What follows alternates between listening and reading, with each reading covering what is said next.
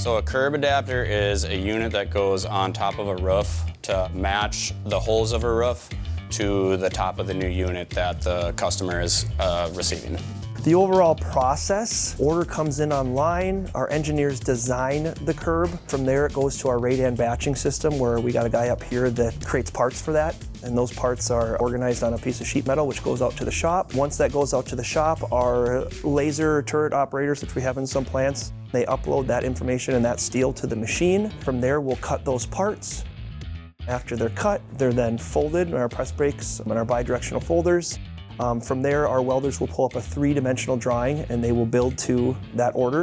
And then they make their way to the welding department where we take the 4 exterior walls of the curb, we shell it, and we put them together, we weld the seams, get those ready for the gutting department. So then they go to guts and we put all the interior transitions, whether it be gut walls, braces, angle iron, all that stuff that goes inside of it.